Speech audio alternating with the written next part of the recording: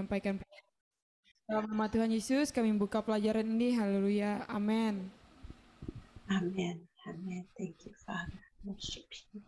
Thank you. Hallelujah. All right. We're in the last lesson for Genesis part 1. Ya, kita ada di pelajaran terakhir untuk kejadian bagian pertama. Okay, let's go to this. Oh yeah, we got this slide now. So today's lesson, the title is Ungodly Alliance. Oke, judul dari pelajaran hari ini adalah persekutuan orang fasik. Okay, so we're gonna go through the, as usual, the foundational summary from the last lesson, and if we have two person to give, to read and then explain a little bit what it means. Okay. Oke. Kita seperti biasa kita akan lihat lagi dari pelajaran sebelumnya, pelajaran 18 supaya benar-benar masuk di dalam pikiran kita. Pastor Christina minta 2 orang untuk membacakan apa yang ada di slides dan juga memberikan artinya, memberikan dengan kata-kata sendiri apa sih artinya dari yang tertulis di slide ini. 2 orang ya, silakan. Silsilah memberikan informasi penting mengenai tempat-tempat yang terkoneksi dengan orang-orang. Ya, seperti halnya dengan istilah tentang anak-anak Nuh yang seperti Ham, yang dimana dia dikenal sebagai bapa dari orang-orang Kanaan atau orang Mesir, yang dimana Mesir sebagai tempat perbudakan bagi orang-orang Israel sebelum memasuki tanah Kanaan. Alright, that's good. Yeah, good. Bagus, Vika. Ayo selanjutnya. Orang kedua.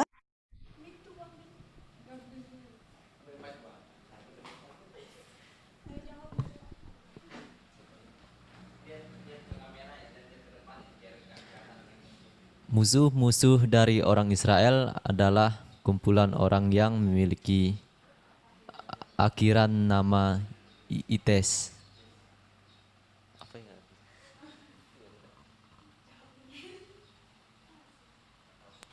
Daniel bisa jelaskan contoh-contohnya?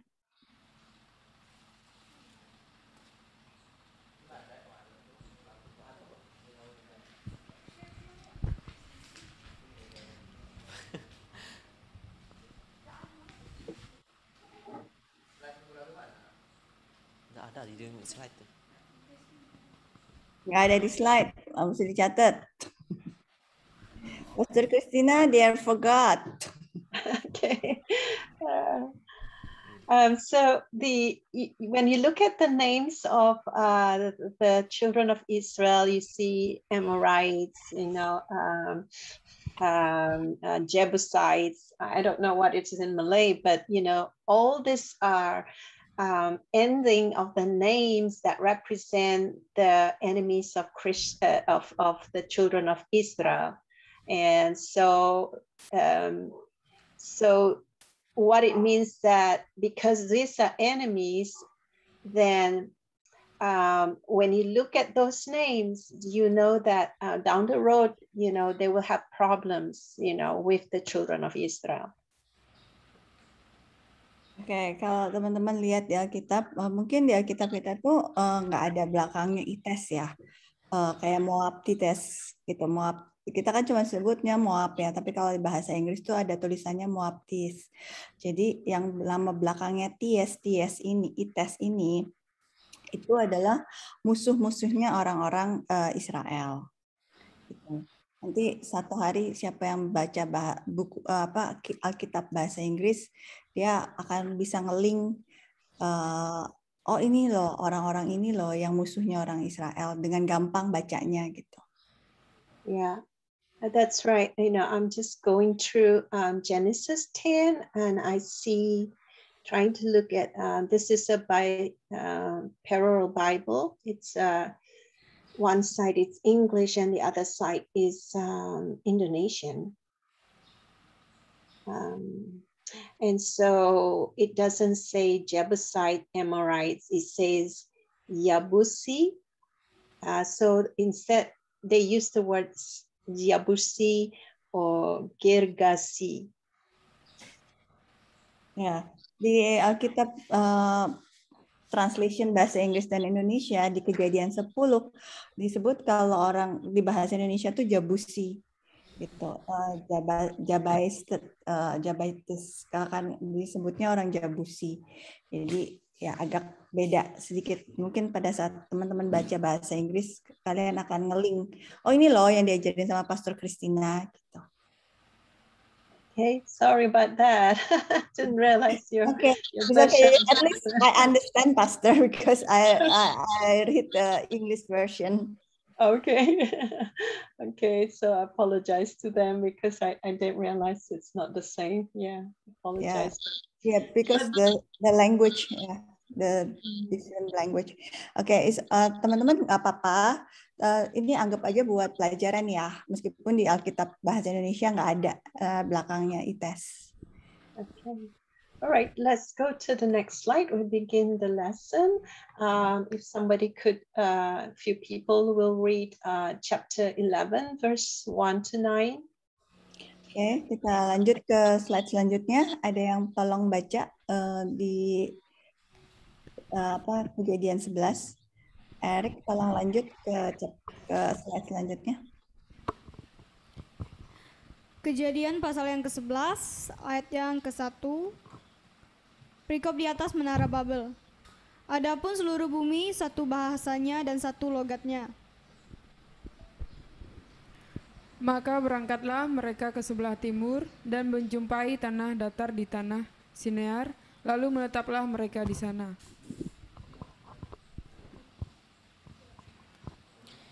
Nomor 3, ayat 3, mereka berkata seorang kepada yang lain, marilah kita membuat batu bata dan membakarnya baik-baik. Lalu bata itulah dipakai mereka sebagai batu dan tergala-gala sebagai tanah liat. Yang keempat, juga kata mereka, marilah kita dirikan bagi kita sebuah kota dengan sebuah menara yang puncaknya sampai ke langit. Dan marilah kita cari nama supaya kita jangan terserak ke seluruh bumi. Nomor 5. Lalu turunlah Tuhan untuk melihat kota dan menara yang didirikan oleh anak-anak manusia itu. Nih, nomor 6. Kau baca. Kau baca aja. Ya, baca pelan. Lewat dulu aja kalau enggak bisa. Udah dapat? Nomor yang ke-6. Dan ia berfirman, mereka satu bangsa dengan satu bahasa untuk semuanya. Ini barulah permulaan usaha mereka. Mulai dari sekarang, apapun juga yang mereka rencanakan, tidak ada yang tidak akan dapat terlaksanakan. Baiklah, kita turun dan mengacau balaukan di sana bahasa mereka, sehingga mereka tidak mengerti lagi bahasa masing-masing. Demikianlah mereka diserahkan Tuhan dari situ ke seluruh bumi, dan mereka berhenti mendirikan kota itu. 9. Itulah sebabnya sampai sekarang nama kota itu disebut Babel, karena disitulah dikacau balaukan Tuhan bahasa seluruh bumi, dan dari situlah mereka diserahkan Tuhan ke seluruh bumi. All right. Okay, thank you. So we're going back to that name again, Nimrod, the grandson of Noah. Okay, we noticed that he went eastward. Okay, he went to the place called Sinai, which is the present day Iraq. Oke, kita mulai lagi dengan nama Nimrod ini. Nimrod adalah cucu laki-laki dari Nuh. Dia memperluas kerajaan, kekaisarannya dia sampai ke arah timur, sampai ke Sinar yang yang dikenal sekarang sebagai Irak. So it's a kind of, I think that's a name if you familiar with the map of Iraq. It's a place called very near to Basra. Oke, kalau teman-teman suka baca peta di situ tempat ini dekat dengan Basra. Let's look back. Recall Genesis 4:16. Genesis 4:16. How when Cain, when he sinned against his brother, he killed his brother Abel. So he refused to repent. So he was sent out from the presence of God, and he went eastward to eastward from the Garden of Eden to a place named Nod. Oke, teman-teman ingat di Kejadian 4 ayat 16 di mana Kain membunuh Abel adiknya. Pada saat itu Kain menolak untuk bertobat. Malah dia pergi ke arah utara. And in that how do you say this Hebrew way of thinking at that time, when you say you're moving east, it represents, symbolize like going away from the presence of God and to be independent of God. So this is exactly what Genesis 4:16 represents. Oh oke, sorry. Tadi saya agak salah untuk translate. Jadi waktu Kain membunuh Abel, terus dia menolak untuk bertobat, dia pergi ke arah timur ke satu tempat yang namanya utara, north. Ya, di dalam bahasa Ibrani, pengertian pergi ke timur itu artinya bergerak menjauh dari Tuhan dan tidak lagi bergantung kepadanya. Jadi pergi ke timur itu dalam bahasa Ibrani, pengertian bahasa Ibrani bahwa kalau kamu pergi ke timur itu pergi ke timur jauh, artinya kamu sudah nggak pegang Allah lagi, sudah bye-bye Allah gitu ya. Yeah. Okay, but don't misunderstand. We stay in the east side of the world, right? But that's a different idea. It's just for this because it's east of Eden, and that's why it's called. He was, out of the presence of God. So it does not mean that we in the east that has the same idea. Oke, jangan salah paham, karena kita tinggalnya kan di timur kan. Kita kalau di belahan dunia kan disebutnya negara dari timur kan. Itu bukan berarti terus kita orang-orang yang menjauh dari Tuhan. Enggak, jangan salah pengertian dunia secara umum dengan bahasa Hebrew ini, dengan bahasa Ibrani. Beda banget. Kenapa? Karena mereka kan nganggapnya bahwa pergi ke timur itu mereka berpatokan dari Taman Eden. Taman Eden begitu Adam dan Hawa keluar dari Taman Eden, kalau mereka perginya ke timur, ke arah timur sana jauh, berarti mereka pergi menjauhi hadirat Tuhan. Now, Nimrod, he did not just build a city, okay? He built an empire, so it's so much larger than a city, and the first city that he built was Babel. Okay. Nimrod itu bukan cuma membangun sebuah kota. Kalau kota ya kayak kita kota Singkawang gitu ya. Kota kan kecil, kota Singkawang, tapi dia membangun sebuah kerajaan. Kerajaan itu kan besar banget, kayak misalnya kalau di Kalimantan adalah Kerajaan Kutai. Kalau teman-teman ingat sejarah Kalimantan itu kan kerajaan Kutainya tuh besar sekali. Satu pulau Kalimantan itu adalah kerajaan Kutai. Beda sama Singkawang yang kecil gitu. Jadi dia nggak cuman bikin satu kota kecil atau kota Pontianak, tapi dia bikin kerajaan yang besar sekali. Yeah, you can see from that he was a very ambitious man, and from the last lesson we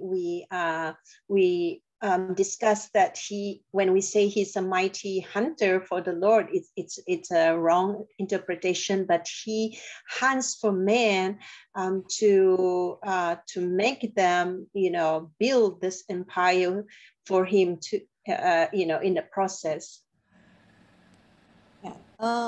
Si Nimrod ini adalah orang yang sangat ambisius. Dia nggak cuma mau bikin satu kota, tapi dia mau bikin kerajaan yang besar. Dan kalau disebut-sebut sebagai pemburu yang perkasa di hadapan Tuhan, itu adalah pengertian yang salah. Diucapkan lagi, sekali lagi, itu adalah yang salah. Karena sebenarnya dia bukan memburu binatang, tetapi dia memburu manusia. Supaya apa? Supaya dijadikan budak. Nah, pada saat dijadikan budak, itu disuruh orang-orang dipaksa untuk membangun kota tersebut. Sama seperti orang Israel waktu dia ngebangun di Mesir. And we also see that not only was he ambitious to build this, this city, so that he can rule over the people, he also built a tower. Dia bukan cuma ambisius untuk membangun kota, sebuah kota, tapi juga dia pengen membangun sebuah menara. Kalau yang namanya menara nggak mungkin pendek ya, pasti menaranya tinggi. Yeah, and why was he building this tower that is so high? If Eric, if you go to the slide number 5, you will see that. One more. Yes, it looks like this. It's called ziggurat. So he built this tower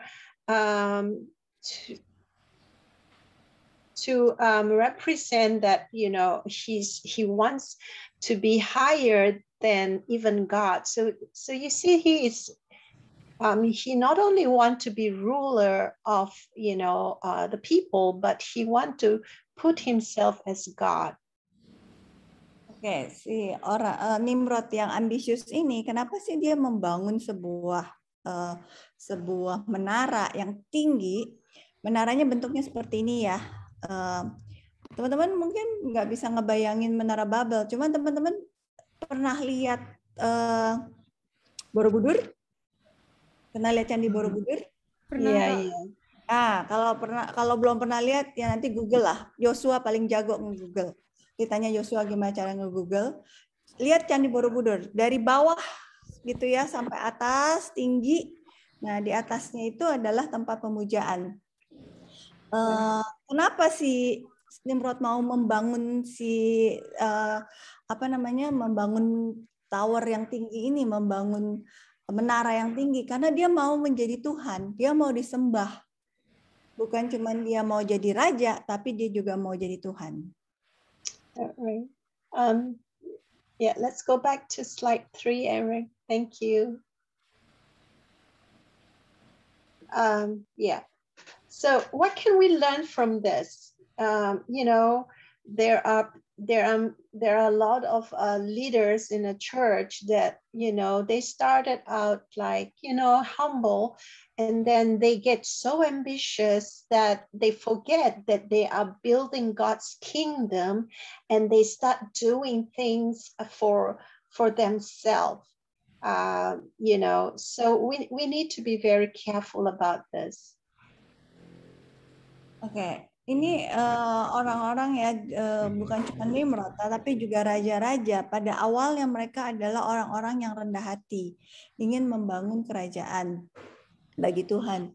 Tapi kemudian berubah menjadi sangat ambisius. Akhirnya mereka membangun kerajaan untuk dirinya sendiri. Supaya apa? Supaya dirinya disembah. Yeah. So that can translate even into, the church, situation where we start building our own kingdom instead of God's kingdom. Ya, sekarang kita kalau lihat di zaman sekarang itu masih kejadian nih seperti ini. Jadi bukan membangun menara yang tinggi, tetapi orang-orang sekarang pendeta-pendeta membangun gereja-gereja bukan untuk Tuhan, tetapi untuk dirinya sendiri. Membangun pelayanan untuk dirinya sendiri.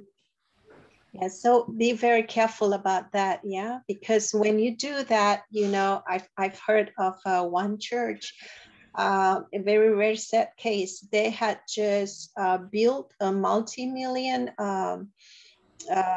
building, and it was sufficient, but within a year later, the pastor wanted another building that is also multi-million, and so the people suffer very much because they gave so much out of some of them gave up of their lack, and so you can see that kind of attitude that Nimrod forced on the people to serve him, and so now it's the same situation in that church. Oke, ini contoh ya yang ada sebuah gereja yang dibangun dengan harganya miliaran. Miliarannya bukan miliar 1 miliar, 2 miliar, tapi puluhan miliar. Dibangun sebuah gereja yang gede banget, yang sebenarnya udah cukup banget untuk menampung jemaat. Tapi si gembalanya nggak puas. Dia bikin lagi satu lagi. Nah, itu kan dia mengambil uangnya jemaat kan. Mengambil uangnya jemaat sampai jemaatnya tuh udah kekurangan, dari kekurangan kan dipaksa untuk memberi. Nah, ini sebenarnya kondisi seperti ini nih nggak beda jauh sama apa yang dilakukan Nimrod. Kalau Nimrod itu dulu benar-benar orangnya disiksa, badannya disiksa, suruh jadi kuli, disuruh kerja keras gitu ya, disuruh jadi benar-benar nggak dibayar. Nah, kalau sekarang bukan orangnya dicambuk atau disuruh ngebangun gereja, tapi uangnya diminta untuk melakukan itu tuh sama aja gitu loh. Cuman gayanya aja yang beda, bentuknya yang berbeda. And we have to be reminded that Jesus said he came to serve and not to be served. Kita harus ingat bahwa Tuhan Yesus datang untuk melayani, bukan untuk dilayani. Yeah. Important for us to remember, yeah, especially we're in work for the kingdom of God. Ya, ini harus ingat-ingat karena teman-teman adalah para gembala, para pelayan yang akan diutus untuk melakukan pelayanan Allah. Jadi ingat-ingat apa yang dilakukan Nimrod jangan sampai kita lakukan pada saat ini. Meskipun bentuknya adalah sekarang minta duit. Right. So let's look at the word Babel. In the Hebrew word, you see the word El. El refers to God. And so when he named that place, that tower Babel, it gives you the idea that he already want to exalt himself as God. Oke, kalau kita lihat kata El itu dalam bahasa Hebrew artinya Tuhan. Nah, si Nimrod ngasih nama menaranya itu adalah Babel. Yang artinya dia itu ingin disembah sebagai Tuhan.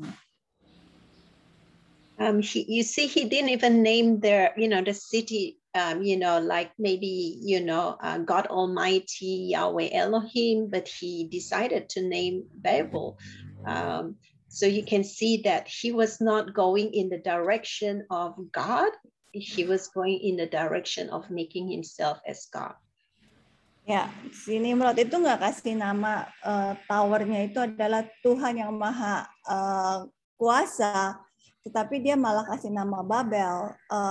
Karena apa? Karena dia punya maksud dan tujuan bahwa yang disembah itu bukan Allah, tapi yang disembah itu adalah dia. Yeah. And from the passage you have read, we saw two purposes of Nimrod in getting people to build, both the city, the empire, and the tower. Dari yang chapter yang tadi kita baca, pasal yang kita baca, 11 Kejadian 11 ayat 9 ayat 1 sampai 9 itu, Nimrod itu mengumpulkan orang-orang buat dia juga orang-orang itu menyembah kepada Nimrod. Jadi dia kayak punya pasukan, punya orang-orang yang udah siap untuk menyembah dia. Yeah, let's go to the next slide and you will see it. So he's very defiant against God. Oke, kita lihat slide ini adalah benar-benar dia melakukan penyimpangan melawan Allah.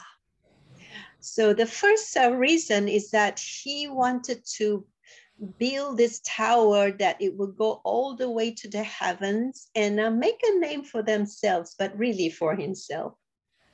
Ya, dia tuh benar-benar mengumpulin orang untuk membangun kota dan menara. Tujuannya adalah dia pengen untuk dirinya sendiri.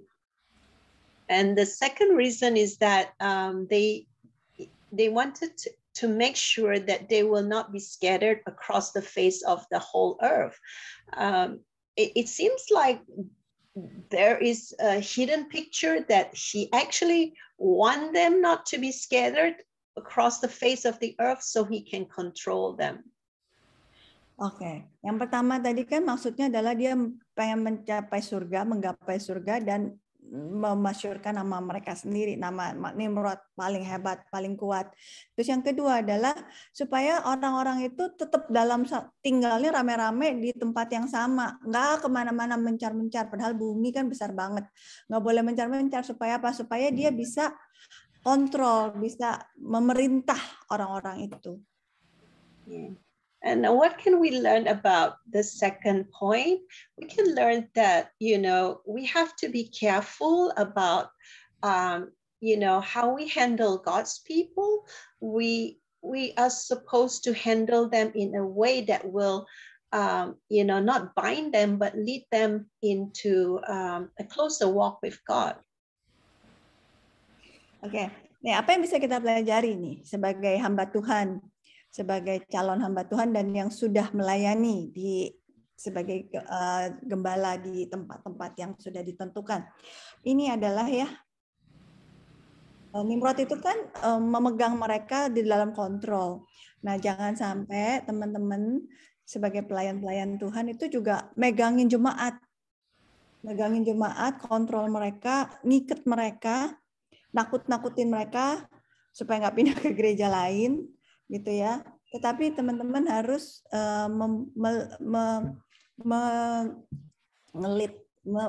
teman-teman itu harus membawa mereka kepada Yesus. Yeah. So, how Jesus, he set people free from bondages. So one of the bondages is actually, to be in control, like possessiveness, and bring them into a place where they are in bondage to you. Ya, Yesus juga ngajarin kita kan bagaimana Yesus membebaskan kita dari ikatan-ikatan. Jadi jangan sampai kita melakukan ikatan-ikatan itu secara kita tidak sadari terhadap jemaat-jemaat yang sedang dilayani.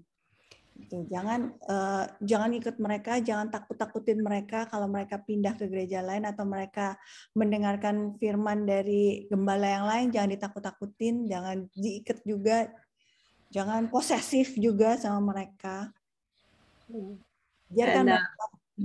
Biarkan mereka merdeka. Sorry, Pastor. It's okay, go ahead. Yeah. Okay. And just another, example. This is real life because I counsel people, and one of their person that I counseled just recently, she was terrified because of the control of her pastor, and when she left, the pastor cursed her so much that she was so afraid that she couldn't sleep, because she said, now I'm cursed by my pastor, so what's going to happen to me? She was crying so much. Oke, ini contoh nyata ya, karena Pastor Christina itu kan sering konseling orang. Jadi ada satu jemaat, ibu-ibu, dia tuh dikontrol banget sama si pastornya. Dan dikontrol banget sampai dia takut banget dan dia pergi dari gereja itu. Pada saat dia pergi, si pastornya tuh bukannya ngerelain dia pergi, malah dikutuk orang itu gitu ya. Sampai itu orang ketakutan, nggak bisa tidur sama sekali gitu. Karena apa? Karena dia pikir, aduh, seorang pendetanya udah mengutuk dia, apa yang akan terjadi dengan hidup dia gitu kalau dia sudah dikutuk. Yeah, so those are the things that we have to make sure we don't do that to God's people, because when we do that to God's people, God is watching, yeah, and God will act. Yeah, when people they start crying out to God for help, God will certainly act. Oke. Jadi teman-teman, jangan pernah melakukan itu. Kenapa? Ada Tuhan yang lihat. Mata Tuhan tuh nggak tertutup gitu loh. Tuhan melihat, dan pada saat orang-orang yang menjadi korban itu berteriak kepada Allah, Allah akan bertindak untuk membela mereka. Yes. So I guess you didn't expect, something like Nimrod. You can learn so much about the situation in church. Ya, mari kita belajar dari kejadian yang kejadiannya Nimrod, supaya kita nggak melakukan hal yang sama dengan gaya yang baru. All right, let's go to slide 6. Since we already looked at slide 5, let's go to slide 6. Okay, thank you. So here, this slide, entitled it Intervention of God. Ya, sini kita lihat campur tangan Allah. Kita akan lihat bagaimana campur tangan Allah seperti yang tadi diomongin. So the title, you remember the title for today's study is it's the Unholy Alliance. So let's see how God intervened into this unholy alliance. What is unholy alliance?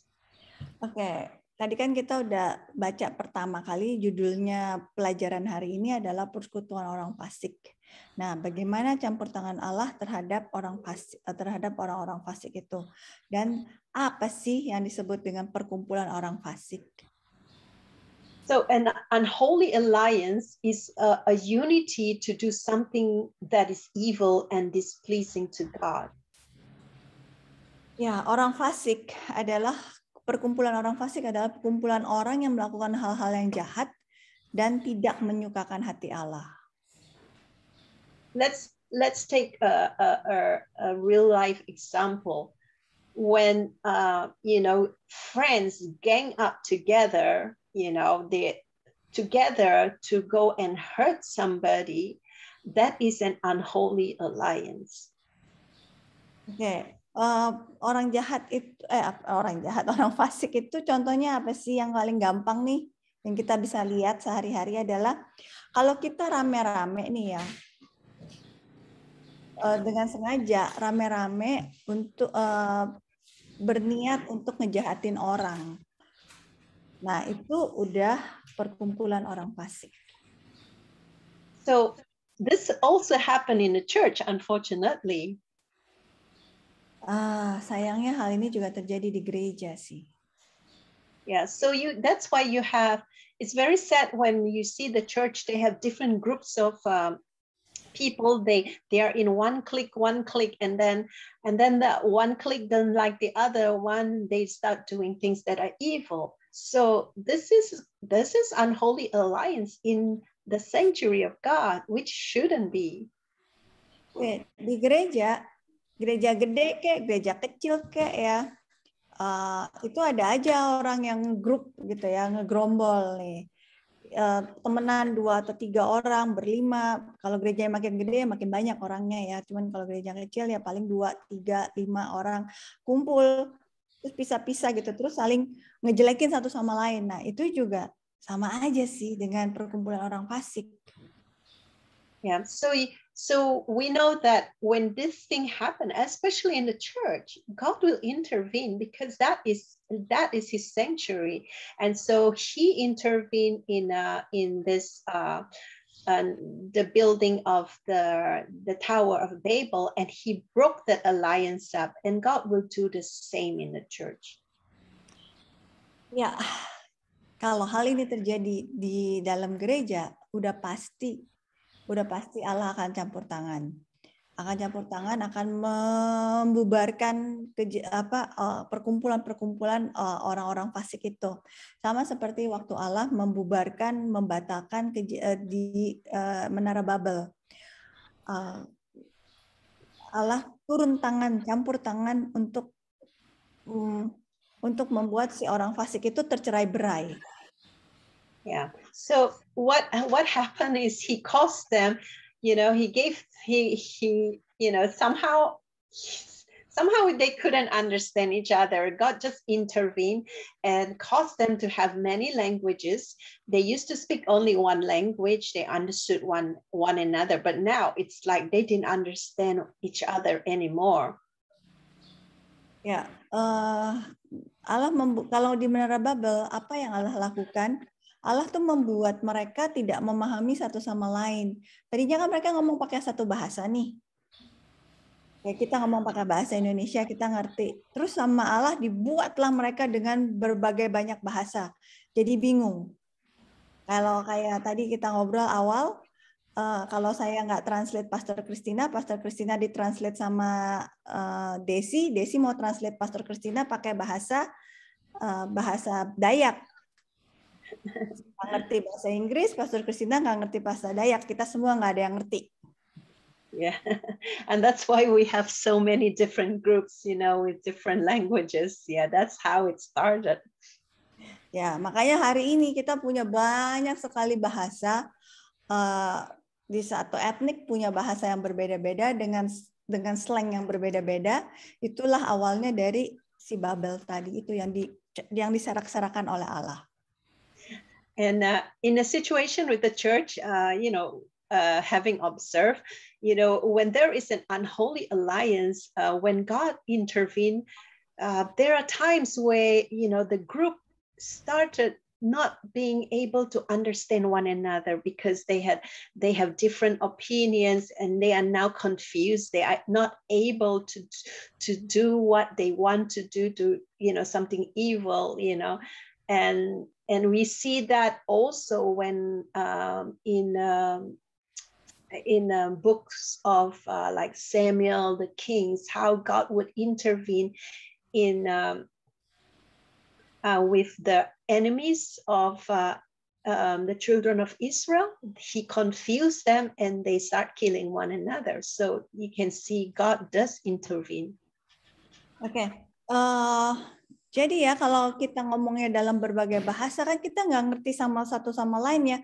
Disuruhnya A, melakukannya B. Pokoknya tulalit lah semuanya ya. Tulalit nggak ngerti. Karena mereka tulalit nggak ngerti, pembangunan menaranya bisa selesai nggak? Enggak lah ya.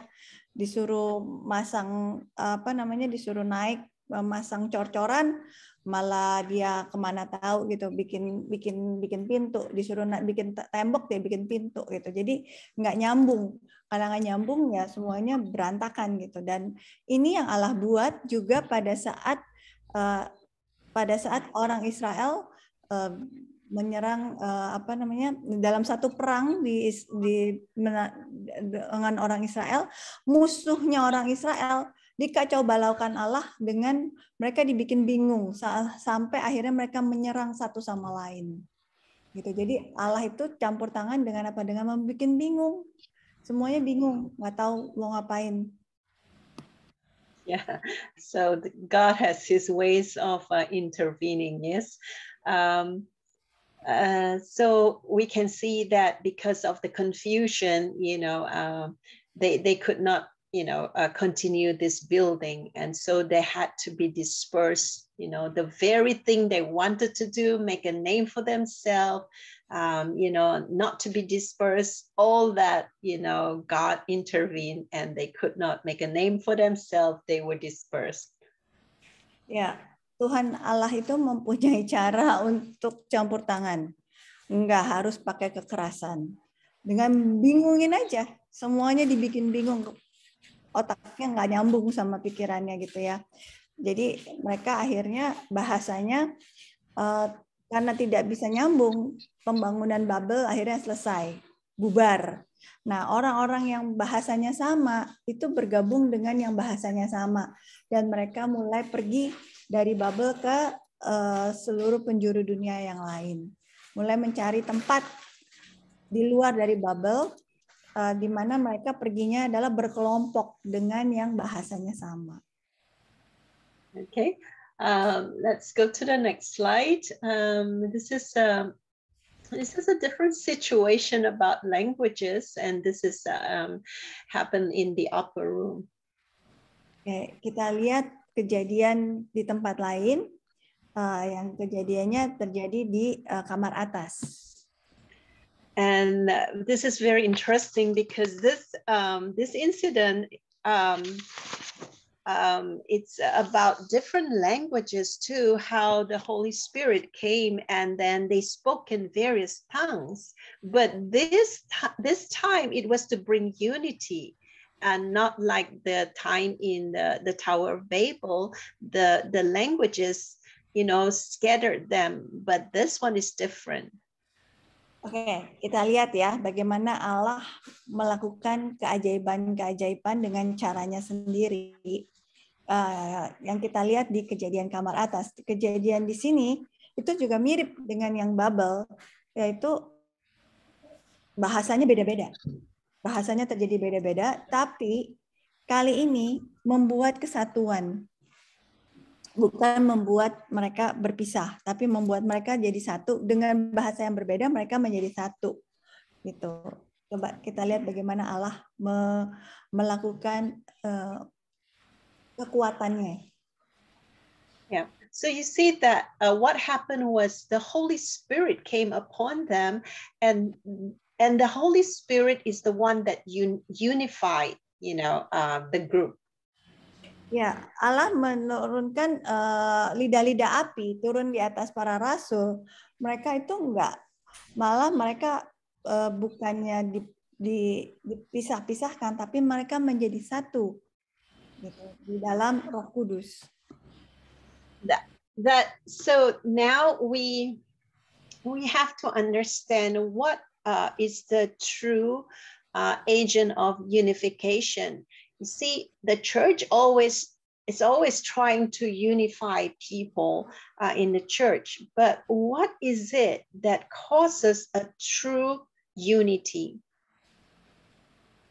Oke, kita lihat bahwa ada Allah mengutus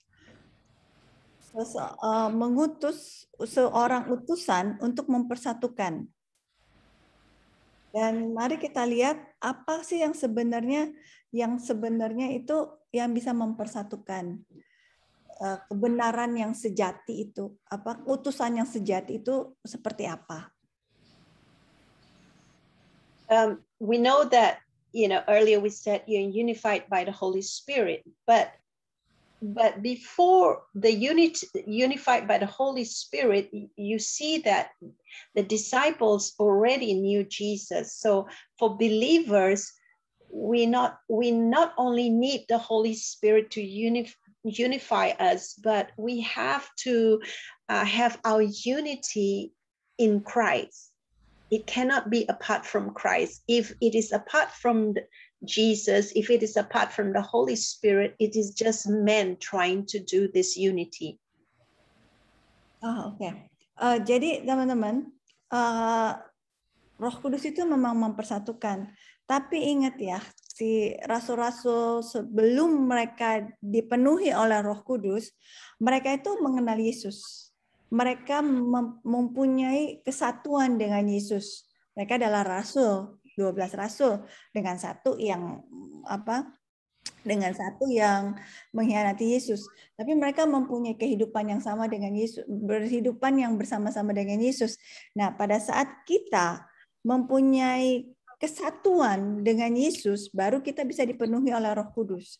Baru kita bisa dipersatukan oleh Roh Kudus. Kalau kita nggak punya Kristus di dalam hidup kita, kita tidak mempunyai kesatuan dengan Yesus, yang namanya Roh Kudus itu pasti bohong-bohongan. Itu pasti cuman usaha kita untuk bisa dipenuhi dengan Roh Kudus. Itu pasti palsu. Yeah.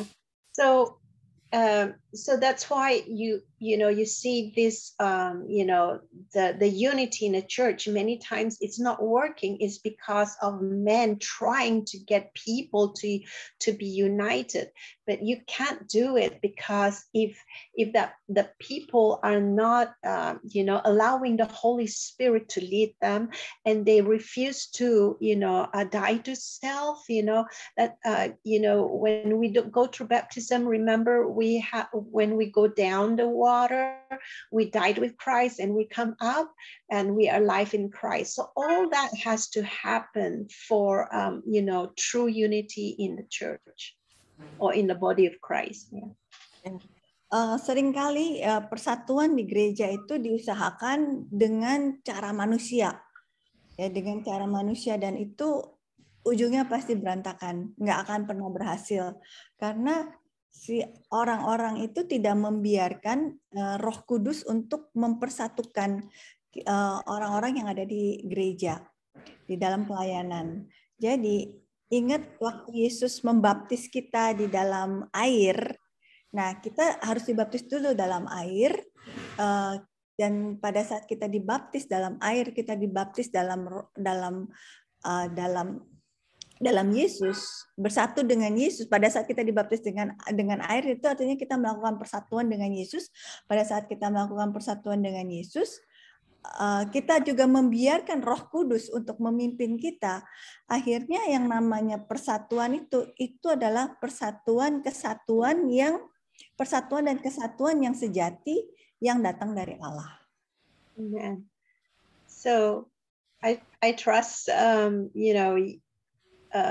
all of you in the Bible school, I trust that you all have this unity, right? It's very important because we need each other, yes, in ministry. So if we are divided, it's like it makes ministry harder. So for example, what the enemy tries to do is make sure one of you is taken, like separated, and then so he can attack that person.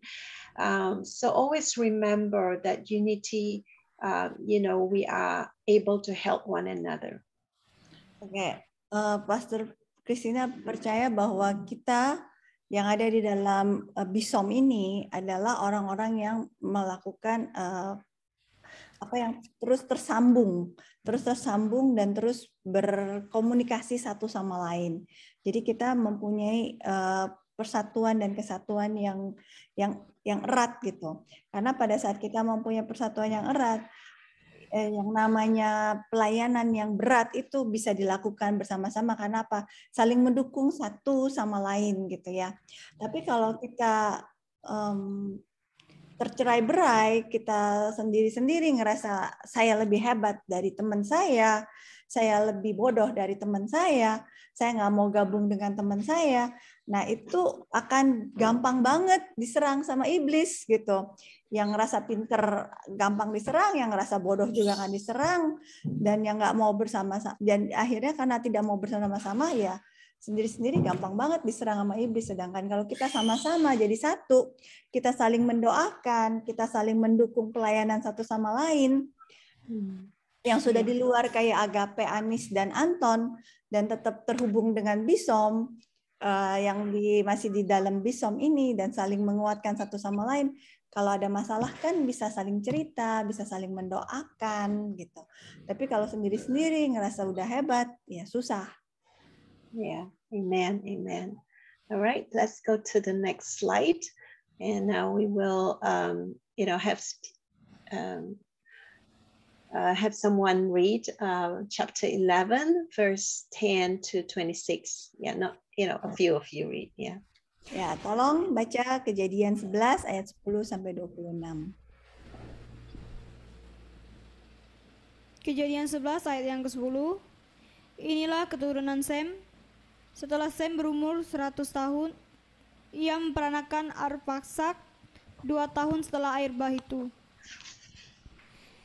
Ayat ke-11, Sem masih hidup 500 tahun setelah ia memperanakan Arpaksak, dan ia memperanakan anak-anak lelaki dan perempuan.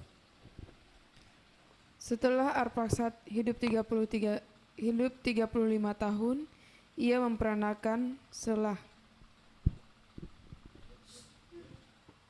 Nomor 13. Arpaksad masih hidup 403 tahun setelah ia memperanakan Selah, dan ia memperanakan anak-anak lelaki dan perempuan. 14. Setelah Selah hidup 30 tahun, ia memperanakan Eber.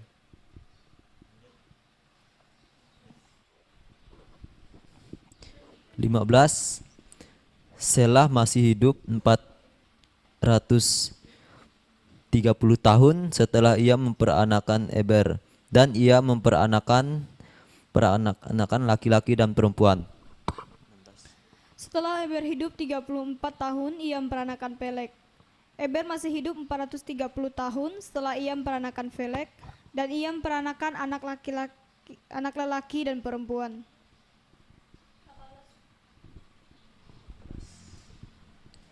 Setelah Pelek hidup 30 tahun, ia memperanakan Rehu. Pelek masih hidup 209 tahun setelah ia memperanakan Rehu, dan ia memperanakan anak lelaki dan perempuan. 20. Setelah Rehu hidup 32 tahun, ia memperanakan Seruk. Rehu masih hidup 107 tahun setelah ia memperanakan Seruk, dan ia memperanakan anak-anak lelaki dan perempuan. Setelah Serung hidup 30 tahun, ia memperanakan Nahor. Seru masih hidup 200 tahun setelah ia memperanakan Nahor, dan ia memperanakan anak laki-laki dan perempuan.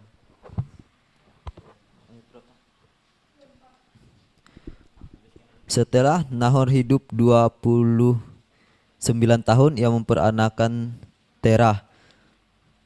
Nahor masih hidup 119 tahun setelah ia memperanakan Terah, dan ia memperanakan laki-laki dan perempuan. Setelah Terah hidup 70 tahun, ia memperanakan Abram, Nahor, dan Haran. All right, thank you. So if we go to look at that slide, you will see all the different names, of the generation. And I want you to notice that only the one name is mentioned, but that doesn't mean that is the only family. The children, it does say the different children, right, sons and daughters, but they always put the name of the son first, the first son. So even though the son may be the second in the among the children, that first son's name will be on it. Oke, kalau teman-teman lihat ya di bagan ini. Terima kasih Pastor Christina, thank you so much for drawing this for us. Teman-teman kalau lihat ini gampang banget ya ngelikutinnya. Lihat panahnya deh. Saya memperanakan Arpaksad gitu ya, memperanakan Selah. Kalau kita baca sendiri mungkin kita akan pusing. Tapi kita pelan-pelan baca. Nah, ini anak-anak ini belum tentu adalah anak-anak yang anak pertama. Tapi yang pasti mereka itu adalah anak laki pertama. Yang anak laki. Jadi kalau misalnya dia anak kedua atau ketiga, tapi dia anak laki yang pertama, dia pasti namanya adalah di sini. Karena dia menunjukkan keturunan. Yeah. So I don't know about the culture in Kalimantan, but I believe if it's the same as the Dayaks in Sarawak, usually the when in any family, it's always the oldest son that will represent the whole family. Yes, Is that correct. correct? Yes. The same is that, yeah. Ya. Okay. Seperti kebiasaannya orang Indonesia dimanapun ya, termasuk teman-teman di Dayak sana, di Kalimantan, yang disebut sebagai keturunan, sebagai garis keturunan itu pasti yang laki-laki. Benar? Kecuali Benar. ya, benar kan? Cuman orang Padang doang yang materialisme, yang nama perempuan yang disebut, cuman orang Padang. Yang lain semua adalah nama laki-laki yang disebut. Jadi anak laki-laki itu yang meneruskan keturunan. All right. So the point of having all these names, this genealogy, is to go all the way to Terah, and then you will from Terah you will see Abram. So in Genesis Genesis part 2, we will study about Abraham. Oke, jadi silsilah ini semuanya menceritakan dari mana asalnya, dari awalnya dari Sem sampai ke Terah. Nanti Terah itu memperanakan Abraham. Nah, Abraham itu akan menjadi bagian kedua, part 2 dari pelajaran kita. All right. I'm not sure if we can finish everything today. What time is it? Yeah, another 4 minutes. 4 minutes. So should I do it? 4 minutes. I think we can continue next week, yeah, Pastor, because every slides has meaning, has deep meaning for us. I mean, I as a translator also learn from this lesson. Yeah, praise God. It's very interesting to know, because every time, because in the last days I learned only as a glance, but now I go deeper. Amen, amen. Yeah, because I was thinking next week we will do the exam, but I guess we will do the exam the following week. Yeah. Okay. Sure. Teman-teman, kita akhiri dulu ya pelajaran hari ini, karena tiap slide itu kan membawa kita kepada pencerahan ya. Kita yang tadinya cuma baca Alkitab, apalagi baca silsilah, 1 menit selesai, nggak ngerti apa-apa, tahu-tahu pokoknya si Sarah aja gitu ya, nggak belajar. Tapi kita kan dengan Pastor Christina kita belajar tiap slide, kita masuk ke dalam sampai kita ngerti kenapa silsilah itu penting, kenapa satu sama lain berhubungan, kenapa ada tempat, kenapa nama dan tempat itu berhubungan. Jadi kita stop dulu sampai sini supaya kita benar-benar punya pandangan yang baru, punya pengertian yang baru. Setuju? Setuju. Jos, kamu paling top lah, Jos. So we're supposed to do your exam next week, but we're going to go continue the lesson. And maybe if we have some time next week, I'll go through a little bit with you before you sit for your exam the following week. Ya, jadi ujiannya nggak di minggu depan ya, teman-teman. Ujiannya nanti 2 minggu lagi. Minggu besok kita selesaikan pelajaran ini, dan kita akan belajar sedikit supaya teman-teman siap untuk exam, untuk ujian. Oh yeah, Pastor, there's a new person here named Ferdi. He's Yeah. sitting on the very front, in the Yeah. front. Okay. Ferdi, boleh lambai-lambaikan tangan? Yeah, he looks different. So I thought, Yeah, he okay. just joined 2 days ago. Oh, okay. Praise God. Yeah, praise God. All right. Nah, tutup. Saya pengen dengar suaranya Agape dong, atau Anton untuk doa tutup. Ya, mari kita bersatu dalam doa. Bapa di surga, terima kasih Tuhan pada